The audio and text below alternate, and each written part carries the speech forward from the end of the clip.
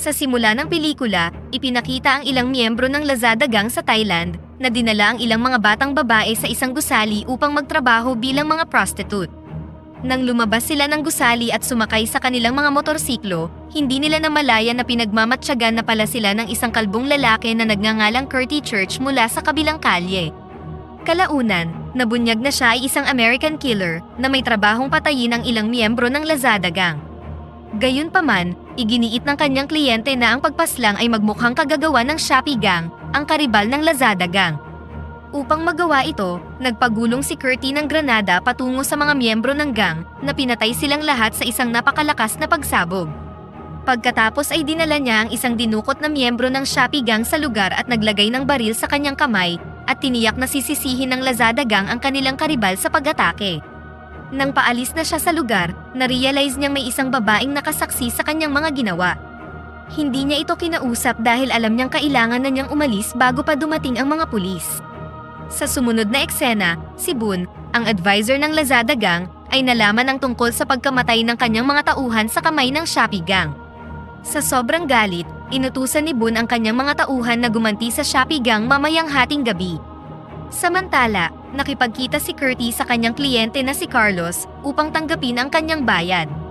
Dito nabunyag na gustong patayin ni Carlos ang mga kriminal na gang bilang paghihiganti sa pagdukot at pagpatay nila sa kanyang anak na babae. Iminungkahi ni Carlos na dispatsahin ni Curti ang mas maraming miyembro ng Lazada Gang at nag-alok ng malaking gantimpala para sa kanyang tagumpay. Tinanggap ni Curti ang alok ngunit nangangailangan siya ng bagong sandata para sa trabaho. Binisita ni Curti ang isang club na pag-aari ng isang arms dealer na nagngangalang Jimmy na bihasa sa pag-assemble ng mga armas ng nakapikit. Gayunpaman, nang makita niya si Curti, nagpanik si Jimmy at tumakas na nag-udyok kay Curti na habulin siya. Kalaunan, naabutan ni Curti si Jimmy at tiniyak ditong gusto niya lang bumili ng sandata at hindi ang saktan siya. Dahil dito, dinala ni Jimmy si Curti sa isa sa kanyang mga secret hideout kung saan pumili si Curti ng isang sniper rifle. Gamit ang kanyang bagong sandata, pumasok si Curti sa isang temple tower para isagawa ang sunod niyang assignment. Matatagpuan ang tore sa tapat ng club na pag-aari ng Shopee Gang at umaasa si Curti na aatakihin ng Lazada Gang ang club bilang pagganti sa pambobomba kanina. Inilagay ni Curti ang kanyang rifle sa tabi ng bintana at inenjoy ang kanyang hapunan. Gayunpaman, habang kumakain siya, isang babae ang hindi inaasahang lumitaw sa tore na labis na ikinagulat ni Curti. Nabunyag na siya ang parehong babaeng nakita noon ni Curti nang pinatay niya ang mga miyembro ng Lazada Gang. Ang kanyang pangalan ay May at pinaalam niyang lihim niyang sinundan si Curti dahil gusto niya itong tulungan. Gayunpaman, nahirapan si Curti na paniwalaan ang kanyang mga sinasabi. Itinali niya ito at binusalan sa takot na baka pumalpak ang kanyang plano kapag hinayaan niya lang ang dalaga. Hindi nagtagal, naniwala na si Curti kay May kaya kinalagan na niya ito at hiniling nagisingin siya kapag narinig niya ang anumang ingay mula sa direksyon ng club. Hindi nagtagal, nagpakita ang Lazada Gang sa harap ng club at naganap ang isang shootout sa pagitan ng dalawang gang. Agad na ginising ni May si Curti na mabilis na kinuha ang kanyang sniper rifle at sinimulang pagbabarilin ang mga miyembro ng Lazada Gang. Kinabukasan, inireport ni Advisor Boon ang sniper massacre sa pinuno ng gang na nagngangalang Don Juan na naghinala na ang sniper ay hindi miyembro ng kanilang rival gang. Samantala, ang sniper na si Curti ay patungo na ngayon sa headquarters ng gang. Ipinaalam sa kanya ni May na naging bihag siya dati ng Lazada Gang, kaya naman gusto niyang tulungan si Curti na patayin ang mga ito. Tinanggap ni Curti ang kanyang alok at hiniling sa kanyang ipakita sa kanya ang base ng Lazada Gang. Sa kanyang pagkabigla, nakita niyang malawak ang headquarters at gwardyado ito ng husto. Na-realize ni Curti na ang Lazada Gang ay hindi kasing liit gaya ng inilarawan ni Carlos. Kinagabihan, kinumprunta ni Curti si Carlos para ireklamo kung gaano kadelikado ang misyon na itinalaga sa kanya. Sa kabila ng kanyang pagkadismaya, handa si Curti na ipagpatuloy ang pagtatrabaho para kay Carlos, basta't gagawin niyang triple ang kanyang bayad. Samantala, bumisita sina Don Juan at Advisor Boon sa headquarters ng Shopee Gang para i-propose ang isang ceasefire.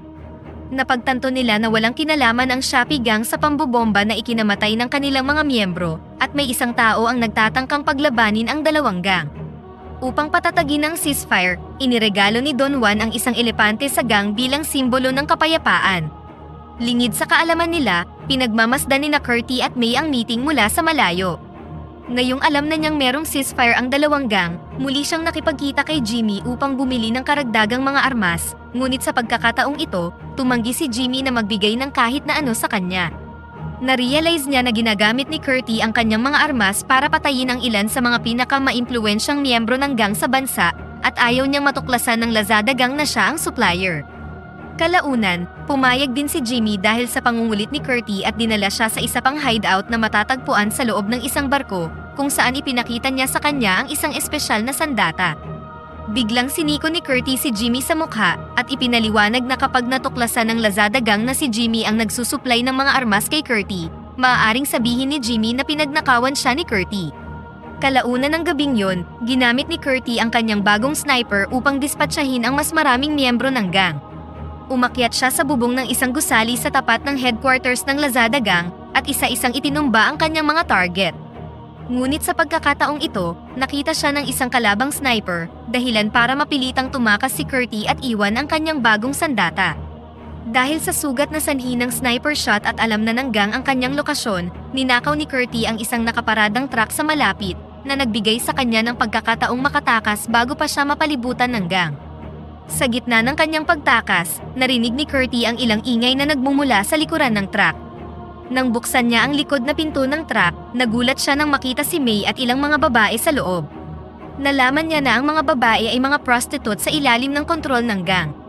Sinabihan sila ni Curty na umalis sa truck, ngunit tumanggi sila sa takot na mahanap at mapatay ng gang kapag nalaman nilang sila'y tumakas.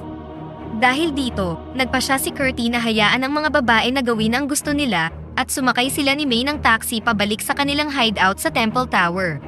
Sa kanilang paglalakbay, tinanong ni Curty si May kung paano at bakit siya napadpad sa truck.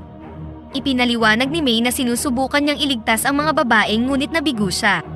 Pagdating sa kanilang destinasyon, na-realize ni May na nabaril si Curty, kaya dinala niya ito sa mga monghe ng templo para gamutin ang kanyang sugat. Samantala, nakita ng Lazada gang ang sniper rifle na ginamit ni Curty at na-trace ito pabalik kay Jimmy. Dahil dito, kinwestiyon ni Advisor Boone si Jimmy na iginiit na pinagnakawan siya ni Curty at maraming armas ang ninakaw sa kanya. Makalipas ang ilang araw, nakarecover na si Curty mula sa kanyang mga injury at ipinagpatuloy ang kanyang misyon. Itinumba niya ang mga miyembro ng Lazada gang na pinagmamatyagan ang club ni Jimmy at kinumpiska ang isa sa kanilang mga cellphone. Pagkatapos, nilapitan ni Curty si Jimmy para bumili ng close combat weaponry. Habang papunta sila sa hideout, tinawagan ni Don Juan ang cellphone ng gang member na ngayon ay hawak na ni Curty. Nang walang pag-aalinlangan, sinagot ni Curty ang tawag at ipinaalam kay Don Juan na patay na ang kanyang mga tauhan. Inalok niyang ititigil ang mga pagpatay kung papakawalan ni Don Juan ang lahat ng mga batang babae na pinipilit niyang maging mga prostitute. Gayunpaman, tumanggi si Don Juan at nangatwiran na tinutulungan niya pa ang mga batang babae, na ang ilan ay ibinenta ng kanilang mga magulang, habang ang iba naman ay nakatira sa lansangan bago niya sila kinuha.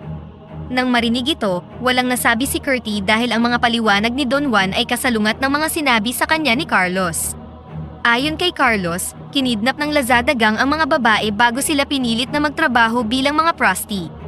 Matapos makuha ang armas mula kay Jimmy, nagpa siya si Curty na sundan si Carlos upang malaman ang katotohanan, at laking gulat niya nang makita niyang pumasok si Carlos sa isang bahay aliwan. Alam ni Curty na kailangan niyang malaman ang tungkol sa totoong motibo ni Carlos, kaya pumasok siya sa bahay aliwan at nagpanggap na isang customer. Nilapitan niya ang isa sa mga babae, kung saan tinanong niya ito tungkol sa tunay na pagkatao ni Carlos at kung nasaan siya ngayon. Agad na inamin ng dalaga na si Carlos ang may-ari ng bahay aliwan at kasalukuyan siyang nasa itaas. Nang walang sinasayang na oras, agad na pumunta sa itaas si Curty para harapin si Carlos. Hindi nagtagal, natagpuan niya ito sa isa sa mga silid at iginiit na malaman ang katotohanan. Nang ma-realize na wala na siyang ibang choice, ipinagtapat ni Carlos na anak siya ni Don Juan. Ang kwento tungkol sa pagkidnap at pagpatay ng Lazada gang sa kanyang anak na babae ay gawa-gawa lamang para makuha niya ang simpatsya ni Curty. Ang tunay na layunin ni Carlos ay sirain ang reputasyon ni Advisor Boone dahil si Boone ang sunod na papalit kay Don Juan bilang pinuno ng gang. Sa paniniwalang mas karapat-dapat siya sa tungkulin, gusto ni Carlos na patayin ni Curty si Advisor Boone at inalok siya ng mas malaking gantimpala para sa trabaho. Matapos isaalang-alang ang panukala, pumayag si Curty sa bagong trabaho. Samantala, pinahirapan ng gang si Jimmy matapos matuklasan ang pagkakasangkot niya sa mga kamakailang insidente. Dahil sa pressure, inamin ni Jimmy ang pagbibigay ng mga armas kay Curty at kinumpirmang si Curty ang pumatay sa mga miyembro ng gang. Ang pag-amin ni Jimmy ay nakarating kay Don Juan at Advisor Boone na nagsimulang magplano para mahuli si Curty. Iminungkahi ni Advisor Boone na humingi ng tulong sa ilang tiwaling pulis, ngunit sinalungat ni Carlos ang ideya. Iginiit niya na dapat umasa sa kanya si Don Juan, hindi kay Advisor Boone, para resolbahin ang isyu. Sa puntong ito, bihag pa rin si Jimmy ng Lazada Gang. Sinabi niya sa mga gwardya na kailangan niyang gumamit ng banyo, kung saan tinawagan niya si Curty para bigyan siya ng babala sa paparating na panganib at pinayuhan siyang umalis kaagad sa Thailand. Pumayag si Curty at hiniling kay Jimmy na dalhin si May sa isang ligtas na lugar at nangakong bibigyan siya ng malaking halaga bilang kapalit. Tinanggap naman ni Jimmy ang kahilingan ni Curty sa paniniwalang malapit na siyang palayain ng gang. Lingid sa kaalaman ni Curty, matagal nang nakikipagtulungan si Jimmy kay Carlos. Kalaunan, nakipagkita si Carlos kay Jimmy upang gumawa ng plano kung paano nila mabibihag si Curty. Kung magtatagumpay sila sa pagpatay kay Curty at maihaharap ang kanyang ulo kay Don Juan, matutupad ang ambisyon ni Carlos na pumalit sa posisyon ng kanyang ama. Noong una, tumanggi si Jimmy na sumunod sa plano ni Carlos dahil ang kanilang orihinal na intensyon ay sirain lang ang reputasyon ni Advisor Boone, hindi ang patayin si Curty. Samantala, bumalik si Curty sa Temple Tower para magpaalam na kay May. Ipinaalam niya ditong babalik na siya sa Estados Unidos at tiniyak sa dalaga na darating ang kanyang kaibigan na si Jimmy upang protektahan siya. Pagkatapos ay iniwan na ni Curty ang pera para kay Jimmy kay May at umalis na patungong airport. Kalaunan, habang naghihintay si Curty ng flight palabas ng Thailand, tinawagan niya si Jimmy para ipaalam sa kanya ang tungkol sa pag-alis niya. Sa kanyang pagkabigla, sinabi ni Jimmy na pumunta siya sa Temple Tower gaya ng itinuro ni Curty, ngunit ang pera lamang ang kanyang nadatnan at walang palatandaan ni May. Naghinala si Curty na pinagtaksilan siya ni Jimmy at nakikipagtulungan siya sa gang upang akitin siya sa isang bitag. Hindi nagtagal, dumating ang ilang miyembro ng gang sa airport. Palihim na lumapit si Curty sa kanilang sasakyan, pinatay ang driver, at ninakaw ang sasakyan. Nagmamadali siyang bumalik sa Temple Tower ngunit wala siyang nakitang bakas ni May, dahilan para maniwala siyang dinukot siya ng gang at dinala sa kanilang headquarters. Nang walang sinasayang na oras, agad na nagmaneho si Curty sa base ng gang at sinira ang pader kung saan naroon sina Don Juan at Advisor Boone. Itinutok niya ang kanyang baril kay Don Juan at inutos na palayain ang mga aliping babae. Sa hindi inaasahang pagkakataon, pumayag si Don Juan sa mga kagustuhan ni Curty ngunit dapat niya munang ibunyag kung sino ang nagpadala sa kanya para atakihin ang gang. Nagpasya si Curty na ibunyag ang identity ni Carlos bilang kanyang kliyente, pati na rin ang kanyang pagnanais na ipapatay si Advisor Boone.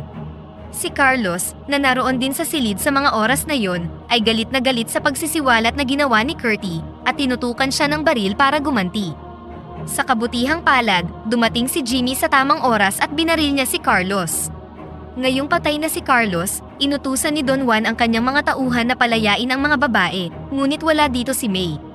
Nagtanong si Curty tungkol sa kinaroroonan ng dalaga, ngunit sinabi ni Don Juan na wala silang alam sa sinumang nagngangalang May. Napansin ni Curty ang isang pader na puno ng mga larawan ng lahat ng mga batang babae na kaanib sa gang at natagpuan ang isang imahe ni May. Gayunpaman, nanindigan si Don Juan na si May nga ang babae sa larawan, ngunit halos 30 taon na siyang patay. Dahil sa revelasyong ito, na-realize ni Curty na ang kamakailang nakasama niya ay ang espiritu ni May at posibleng humihingi siya ng tulong upang palayain ang mga batang babae mula sa kanilang pagkaalipin sa prostitusyon. Matapos matanggap ang bayad mula kay Curty, pumayag si Don Juan na kunin na nina Curty at Jimmy ang lahat ng mga babae. Sa huling eksena, muling nagpakita ang espiritu ni May na nagniningning sa kaligayahan dahil nagtagumpay si Curty sa pagpapalaya sa mga babae, at dito na nagtatapos ang pelikula. Pakipindot naman ng like button kung nagustuhan mo ang pelikula at kung hindi naman, pindutin mo ng 2 beses ang dislike button para lang makasiguro.